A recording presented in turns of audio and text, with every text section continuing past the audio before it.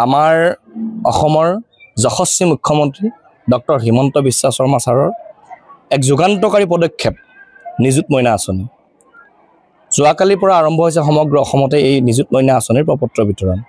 আচলতে আমি ক'ব বিচাৰোঁ যে ই এক আঁচনি নহয়, ই আমাৰ ছোৱালীসকলৰ ভৱিষ্যত সুন্দৰ কৰাৰ, নিজৰ ভৰিত থিয় হ'ব পৰাৰ এক যুগান্তকাৰী পদক্ষেপ, এক ঐতিহাসিক পদক্ষেপ।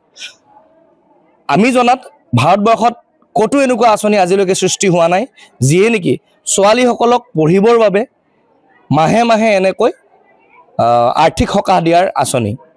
এই আঁচনিটোৰ বাবে আমাৰ গ্ৰাম্য অঞ্চলৰ বিশেষকৈ যিসকল দৰিদ্ৰ সীমাৰেখাৰ তলৰ ছাত্ৰী আছে, সেই ছাত্ৰীসকলে আধাতে পঢ়া সামৰি বিবাহপাশত আবদ্ধ হৈ সাংসাৰিক এটা জীৱনত সোমাই নপৰি নিজৰ সপোনৰ পিছফালে দৌৰিব পাৰিব।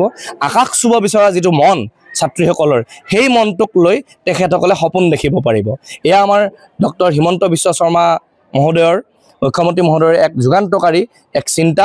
সেই চিন্তাৰ ফলশ্ৰুতিতেই আমাৰ আজি এই সৰাবাৰী উচ্চতৰ মাধ্যমিক বিদ্যালয়ত আমি শিক্ষা বিভাগৰ নিৰ্দেশ মৰ্মে ইয়াত আজি উপস্থিত হৈছোহি।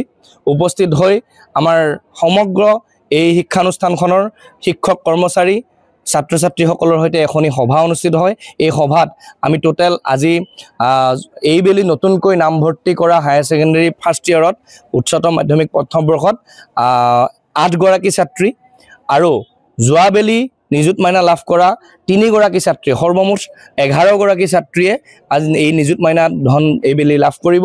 তেওঁলোকক আমি প্ৰপত্ৰ বিতৰণ কৰোঁ।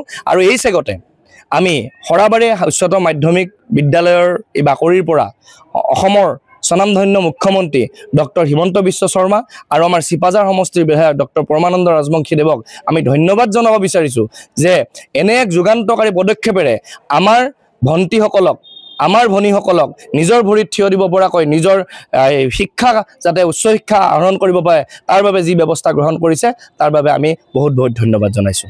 নমস্কাৰ। পোনপ্ৰথমে মই আমাৰ অসমৰ যশস্বী মুখ্যমন্ত্ৰী মাননীয় ডক্টৰ হিমন্ত বিশ্ব শৰ্মাদেৱলৈ আন্তৰিক ধন্যবাদ জ্ঞাপন কৰিছোঁ। তেখেতে আমাৰ এই যি নিযুত মইনা আঁচনি, এই আঁচনিটো ৰূপায়ণ কৰি আমাৰ কণ কণ মইনাসকলক যি ভৱিষ্যত শিক্ষাৰ দিশে আগবঢ়াৰ এক সপোন দেখুৱাবলৈ সক্ষম হৈছে, তাৰ বাবে এই হয়তো সুন্দৰ পদক্ষেপ। এই পদক্ষেপ যাতে অনাগত দিনত বহুত দিনলৈকে এই পদক্ষেপটো চলি থাকক তাৰে কামনা কৰিছোঁ।